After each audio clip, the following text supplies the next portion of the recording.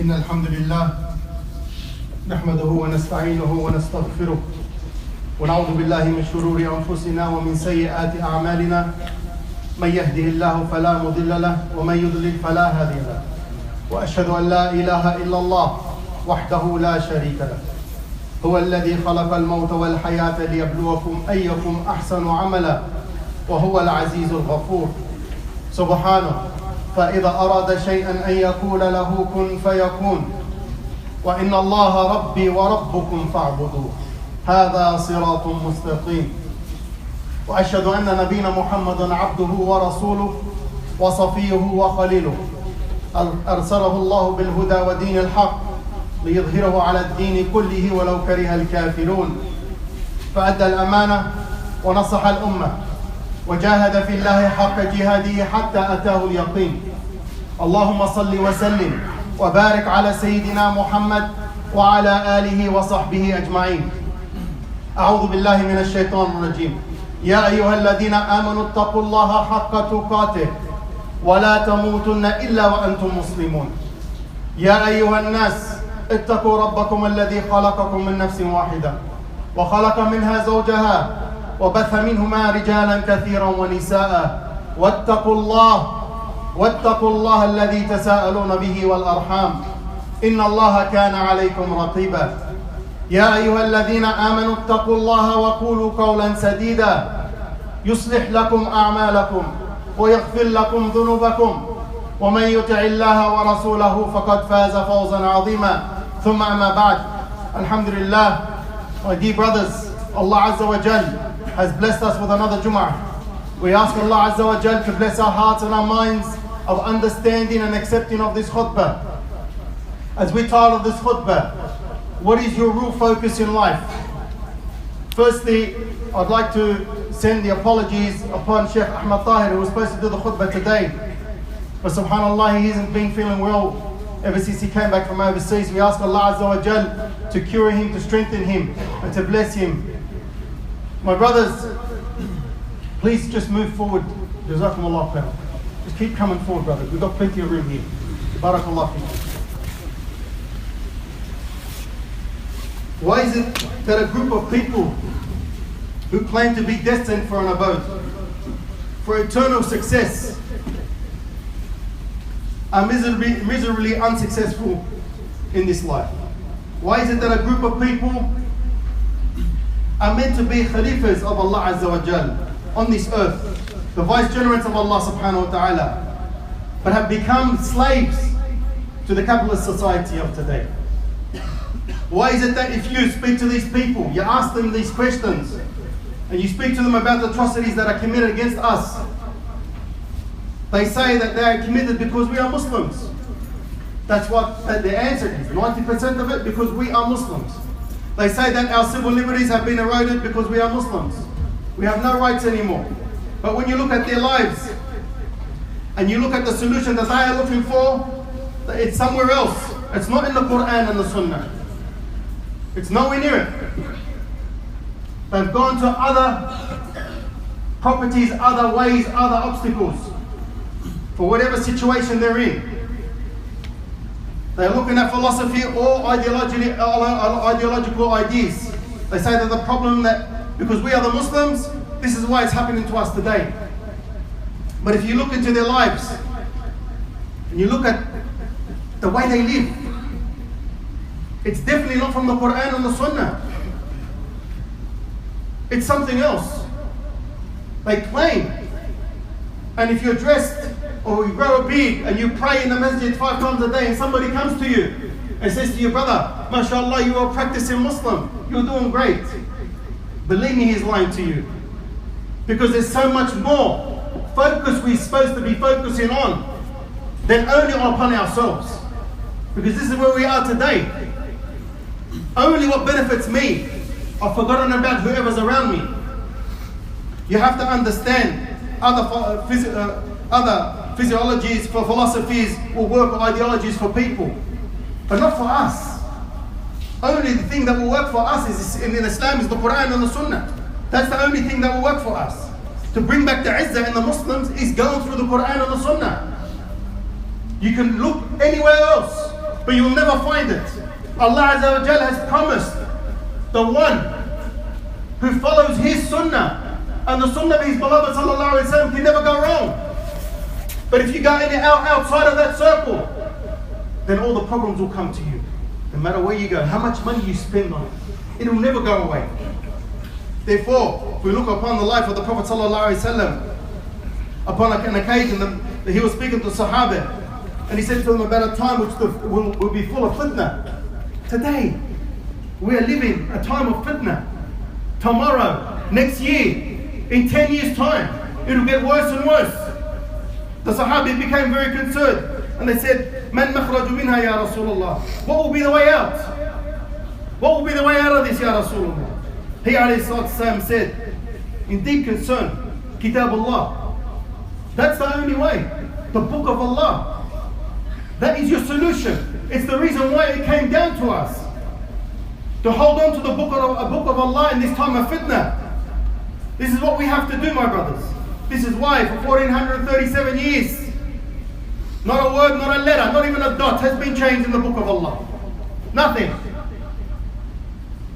In the period of that time, rivers have changed directions, mountains have crumbled, seas have split apart, civilizations have gone, and new ones have risen.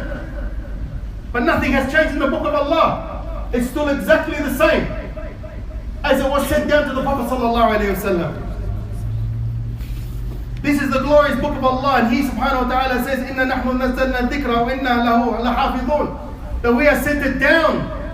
Not only sent it down with guidance, with nur, light, and we shall protect it, preserve it. And Allah subhanahu wa ta'ala has taken the duty upon Himself to look after His book. So no one can change it. They've changed the ones before, the Torah, the Injil, but they'll never change the Quran. So the Prophet ﷺ said, hold on to the book of Allah. فِيهِ نَبَأٌ مَنْ كَانَ قَبْلَكُمْ. There is no narrative of those who came before you. Nations have come before us. Read into it. You will know what was going on. It will be similar to what is happening today. Different ways, but it's exactly the same. Because Allah Azza wa Jal knows. He writ it.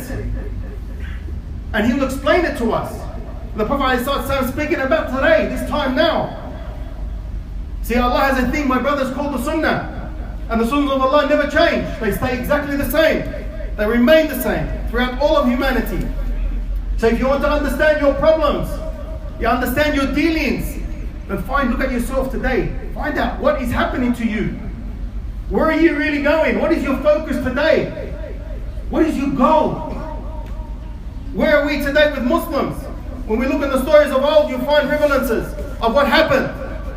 And if you look at the story of Musa alayhi salam, as we mentioned a bit last week about Fir'aun, it's very similar. What made him haughty? What made him arrogant? That it was his power. When he had his dream, the magicians translated his dream. But what was his focus? What did he do about this dream? Today we dream about something, we forget about it the same morning we wake up. Nothing's there. But he made sure he did something about that dream. He was afraid. Today we miss out on Fajr. What is our next step? Do we make sure we never miss out on Fajr? No, we don't care. It doesn't bother us. This is our problem. Where they never, ever, ever, the Sahaba radiallahu anhu, would go through what we're going through today. If they missed out on Fajr, they'll probably cry the whole day and night, begging Allah in repentance. What do we do today? Damn, that's okay. But do you know what happens when you miss out on Fajr? Do you know what happens when you hear the alarm and you go back to sleep?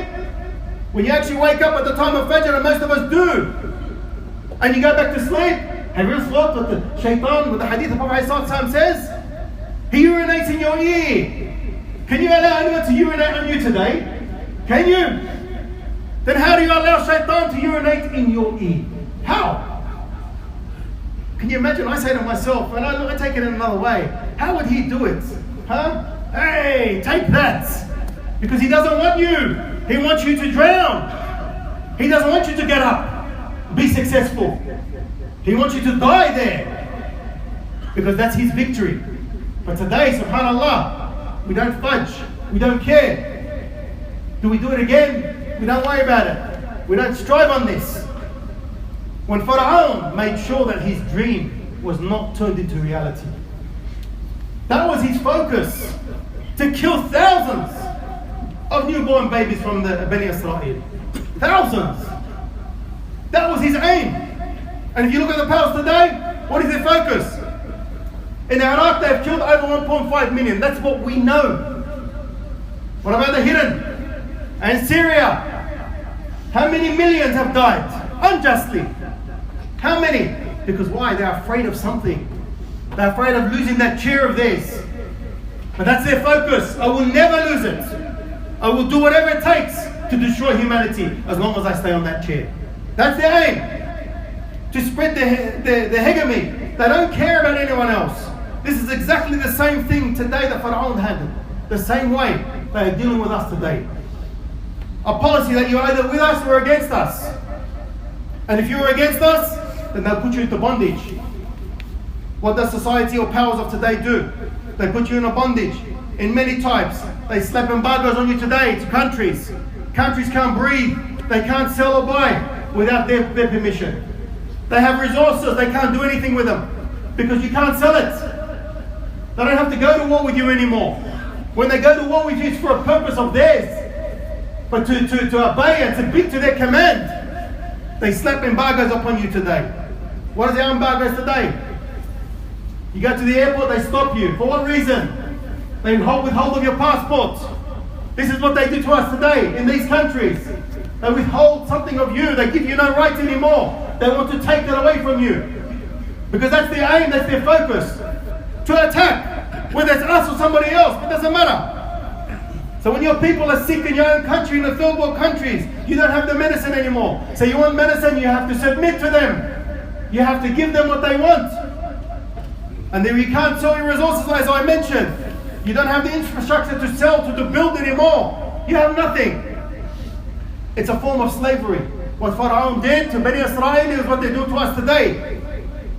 And no exaggeration to say that the Muslim living in the West today is the same as Pharaoh. We are living the way the Pharaoh lived with Pharaoh. Musa lived with Pharaoh.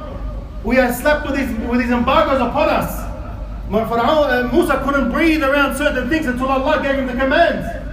Go and do it. Go and preach to him. Then take your people and leave. And when that happened, Pharaoh came more powerful. He wanted to destroy them. My brothers, it's very similar. But we want to be a source of destruction to the people of today. We must spread our focus, our dawah to these people, which we're not doing today. We are focused upon ourselves only. Only, this is our focus. We get up, some of us get up in the morning, and I'm sure it's happened to all of us. Why am I getting up today for? I feel dead, I feel ugly today. You're walking in the streets like this. Anyone looks at you in a different way, you're ready to attack and kill. When we should have the focus of what we're waking up for. Why is Allah getting me up today for? What's the purpose of my waking up? There must be a purpose there. It's not only to eat and drink and to get on my phone. There's something else. We must figure this out. To call the people towards Allah Azza wa Jal. Because we have been caught up in the rat race. We're caught up in the dunya. This is our worst thing. All the days spent in the dunya, we have no time for Allah's deen anymore. But we are the best of the ummah. The creation ever been born from Muhammad sallallahu alayhi wasallam. And they spread the deen upon the whole world. What have we done? What have we done? Honestly. This is where we are today. Look at our state. Look at ourselves. Where are we going? When we regard to the rest of humanity, we are regarded as self-righteous, self-conceited, whinging people on the face of the earth. We want to blame everyone else for our problems. We're not ready to accept what is happening because we don't have the tawakkul on Allah. When Allah sends something upon you, you must accept it. You must accept it. In reality, we need to have a proactive approach, my brothers. We need to put our energies back into the deen of Allah. That's the only time you will be winning. My brothers, please come forward. Allah Azza wa Jalla says, Ya ayyuhalladhina amanu, aminu. Twice. Now you have a group of people to believe. Then Allah says, believe, oh people. Who's He talking to? The Quran was sent upon us, yes, for Muslims. Ya ayyuhalladhina amanu, He's not talking to the kuffar. He's talking to us. Specifically towards us. If you believe, believe. Don't just believe, don't just say. No, act upon it. Use your word, use your focus, use your energies, use your body to do something. Don't just focus on something. Don't say, I believe, amantu billah wa rasulihi, khalas. What about the rest of the world? That's not my concern. I don't care about them. When he alayhi salatu salam, he sallallahu alayhi wasallam worried about the ummah, the whole of creation. He worried about them. Because his focus was what? To spread the deen of Allah. To call the people to Islam. We don't have that anymore. You either believe or you're a disbeliever. That's it. Khalas, we call ourselves believers. Whoever disbelieves, let him go. Let him do his own thing. So how can we believe? Aminu, aminu. Look at your iman. Look at your state. If you think you're in a good state, then think that you can become better. Don't stay in that position. My brothers on the stairs, please come in. Jazakumullah khairan. When Allah sends a calamity upon us, look how our iman shakes, shivers in fear, because we can't handle it. We don't know what to do. But if you read the book of Allah, hold on to the book of Allah, you'll understand. You know how to deal with things. You know where you need to go. But we've forgotten all about it. Who are the heroes of Islam? The Sahaba radiallahu ta'ala an, the Salaf al-Salih, the likes of Abu Bakr and the Sahaba. All of them, they were the heroes. Read upon them. Find out what's happening. They believed and they heard this ayah, ayyuhalladhina amanu aminu. They took it and they went with it and they never stopped. They worried about everyone, not just themselves. They became strong believers. And what do? We hear a lecture. We get a 5-minute buzz and that's it. As I mentioned before the khutbah, about the things we do, we risk our lives. Brothers listen to a lecture from a masjid. They jump out and in their AMG, wearing the cap, having a siwak hanging out of their mouth instead of a cigarette. Alhamdulillah, it's a good thing. Popping up, Anwar Arabic, rahimahullah, doing a burnout outside the masjid. That's it. That's their buzz. This is what I'm going to do now. But then using that knowledge, using that hikmah, that understanding and taking it, going to his family, going to his neighbors, he takes it out on his wheels. This is us today. When we feel good about ourselves, instead of doing something great for the deen of Allah, to please Allah, we do something stupid. Today I feel great. I see a man there, I'm going to punch him straight in the head. That's how I feel. You don't want to give him dawah, you want to knock him out. Why, Tayyib? Because we haven't held the book of Allah. When? And how many of us, literally, how many have picked it up? Not your phone. The actual book. And opened it and started to read. How many of us? And we claim to be Muslim. This is what we claim to be. Ya ayyuhalladhina aminu aminu. Don't just say it, believe, action. Do something about it. This is what we become, my brothers. We must use it as some sort of inspiration. Look at the Sahaba, what they went through, what they did. Maybe Umar ibn Khattab radiallahu ta'ala anhu, he's going to come and rectify this situation for us today. Keep dreaming. They say dream big, keep dreaming, Habibi. Khalid ibn Walid is going to come and take out our brothers and sisters out of oppression. In Syria, in Iraq, in Afghanistan, in Burma, in Palestine. Keep dreaming, because it's not going to happen. They did their bit. They had a focus. And they ran with it. They ran with it. They wouldn't dare to sit and relax. We have our TVs today. Turn on the channel. That's relaxation. Drinking our coffees. Having our lovely lavish foods. Worrying about the next beautiful things we want to buy. Holidays we want to go on. While the ummah is suffering. I'm not saying it's haram, don't get me wrong here. But what's the focus? Spend some quality time in the deen of Allah, then maybe do some of these things. But work upon it. Don't just say it and don't just sit upon it and do nothing. In this time of fitna, my brothers, they should be motivators for us. Umar ibn Abdul Aziz, rahmatullah alayh, Khalifa, leader of the Muslims. One Muslim was humiliated and imprisoned by the Byzantine rulers at his time. The news reached him, and he sent a letter to the governor of the Byzantines. He said, before you place this letter down, before you place it down, free that Muslim prisoner. Free him before you place this letter down. Or by Allah, I'll send an army that starts with him and ends with you. This is what he said. That's his focus. How many of them are crying, screaming for our help? I'm not saying we're going to send armies, because we don't have armies. But you must have a focus on what you can do. My brothers, please keep coming forward. Inside the ring, Jazakumullah khair. Please, my brothers, come forward. Come forward. Please, come forward. Then you had the person, the lady, when the news here, Mu'tasim, rahmallah alayh, another Khalifa, when the lady was imprisoned by the Romans, they abused her and humiliated her and mocked her. She called out, Ya Mu'tasim. She called out his name. And they mocked her. They said to her, well, he can't hit you from here. But the call got to him. And he made an effort. He did something. And he sent his army there. Look what's happening in Palestine today. The Israelites, the criminals, we should be calling them, the terrorists, they have the same sunnah as Mu'tasim. What is that? When one of theirs is called, one of them, they send a battalion of army to them to rescue one person. Millions are crying and dying. Millions. And we have done nothing. That's the difference. They had a focus. They had a goal. They went out there and they did something. We are still here. We hear something and we walk down these stairs. By the time you reach that last step, you have forgotten everything. That's how it works today.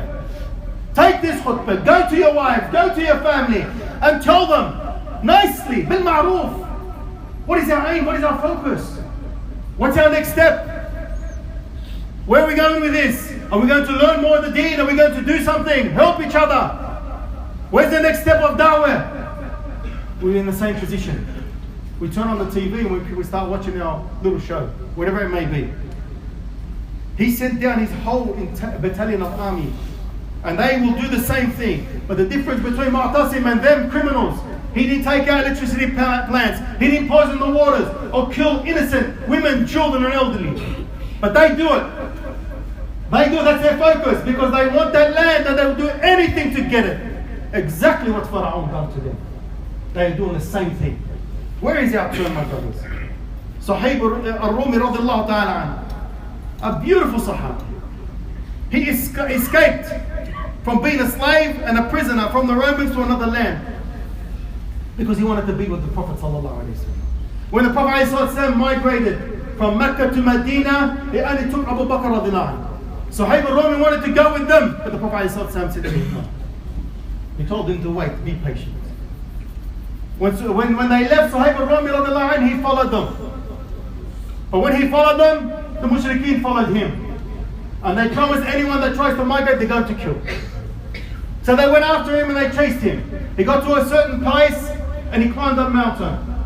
And he was known to be a great archer and a warrior. And he said to them, "Oh mushrikeen, if you come any closer, you know that I am a great archer and I will not miss by Allah." And they knew that. He said, "I will empty all my arrows upon you. And then when they are finished, I'll take out my sword and I'll continue until my sword is finished with you." He said, "Oh, I am a businessman.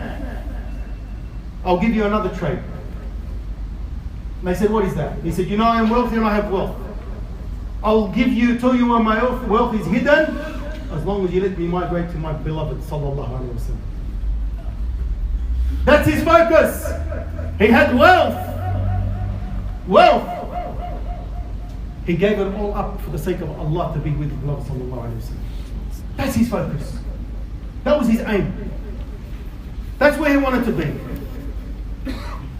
When the Prophet ﷺ, he mentioned, "Inna amrul mu'min kullahu ajab." Indeed, all the affairs of the believers are strange, because the things we do to give up our lives to believe in Allah, to love Allah, to do things for the sake of Allah. This is what we should be doing. He alayhi salatu also mentions, لا يقضي الله قضاءً إلا كان خيرا له. Allah does not decree anything for him except that it is good for him. Anything that he does, except that it's good for him, no matter what it is, it's only to benefit that person. And if a blessing comes his way, shukran, he's grateful. He shows his gratefulness to Allah, not to the people, by doing something in his deen. And if that's good for him, and in hardship comes his way, he's sabran. He becomes patient. And that also is good for him. So this is where we must be, my brothers. This is the way we must stay. And when he came back to the Prophet ﷺ, he entered Mecca. The Prophet ﷺ said, he seen him, he entered the masjid with the Sahaba. He said, رَبِّحَ الْبَيْ يَا سُعَيْبْ. What a great trade you had done, O Su'ayb. He knew before he got there, Allah sent him the message to the Prophet ﷺ. He knew he gave up all his wealth to be with his beloved. That is our aim, my brothers. That is where we should be. That should be the focus of our deen today. A focus of our aim. Leave off what is not good for you. And only concentrate and focus what Allah will only give you and bless you in it. We ask Allah Azza wa Jal to honor us in these great ways of these Sahaba and these great men that came before us. وقولوا قولي هذا واستغفر الله العظيم لي ولكم ولسائر المسلمين فاستغفروه إنه هو الغفور الرحيم.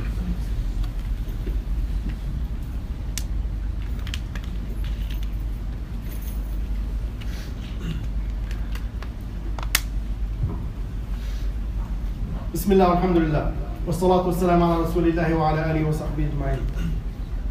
My brother, Shaitan has promised Allah 4 things. I'm going to just explain 2. He said, وَلَا أُدِلَّنَّهُمْ, that he will lead them astray. He promised Allah that he would lead us astray. That's what he promised. And if we look at the majority of ourselves today, instead of becoming the servants of Ar-Rahman, we become the servants of Shaitan. We do things to please Shaitan. We stop doing things to please Allah. My brothers, I want to ask you a question. Shaitan disobeyed Allah's command. Kafar. But he believes Allah, he knows who Allah is. He knows that Allah is his creator. And he still calls him in his greatness and his majesty. But he done wrong. But he will lead us astray. Did Shaitan commit zina? No. Man did. Man did. Did Shaitan commit murder? No. Man did. Did Shaitan steal? No. Man did. Did Shaitan break his promise and truth? Man did. This is where we are today. Servants of Shaitan, not Ar-Rahman. This is what is going on around us. We do things to please him, not Allah Azza wa Jalla. That's the difference. So why do we become this? Why do we do all this? When we're supposed to be holding on to the book of Allah. To prove to Shaitan that we'll not be his servants. And he also said, وَلَا أُمَنِّيَنَّهُمْ, surely I will arouse the desires. Subhanallah. You can see the false desire that he's pushed into our hearts. The passion, the love, the lust. All we have on our mind is we have children here at this very moment. You know what I'm talking about. That's what we have 24/7 here. Well, the great men I mentioned to you had Allah here and here to please him. We only want to please what's between the bottom downstairs. That's all that's happening to us today. As long as that's happy, I'm happy. That's the difference. And how many of us has he led that desire in our hearts? We can't control. We say, yeah, Allah created this. Yes, he did. But Allah gave it to you to test you, not to fail.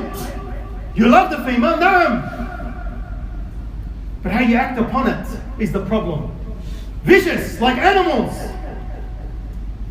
They're willing to do whatever it is to take just to get it. But to control it, to have haya. We blame the women. We say, look at them, look at us. They learned from us. We taught them that. We taught them how to live in this society. We taught them how to lose your shyness. We taught them how to lower themselves. We, not them. They just do a better job. That's the difference. They became the masters at it from us. So don't blame them. لا تلوموني لوموا أنفسكم. Shaitan says, don't blame me, blame yourself. I called you, followed. That's the difference. So where do you want to go, my brothers? Where? You go to sleep tonight to wake up, then what? Same thing. The same time is ticking over and over and over again. And as time ticks, your life goes. Slowly, it's leaving you. Leaving you. What are you going to leave? What are you going to leave your children with? We ask Allah Azza wa Jal to correct our intentions, to make us from these great men, the Sahaba, even if it's just their finger from their fingernails. Please, Ya Allah, create from us, bless us, our progeny, to be as good as these men. ويقول عز وجل في القرآن الكريم إن الله والملائكة يصلون على النبي يا أيها الذين آمنوا صلوا عليه وسلموا تسليما اللهم صل على محمد وعلى آل محمد كما صليت على إبراهيم وعلى آل إبراهيم وبارك على محمد وعلى آل محمد كما باركت على إبراهيم وعلى آل إبراهيم في العالمين إنك حميد مجيد. عباد الله إن الله يأمر بالعدل والإحسان وإيتاء ذي القربى وينهى عن الفحشاء والمنكر والبغي يعظكم لعلكم تذكرون اذكروا الله العظيم يذكركم واستغفروه يغفر لكم واتقوه يجعل لكم من أمركم مخرجا وأقيموا الصلاة.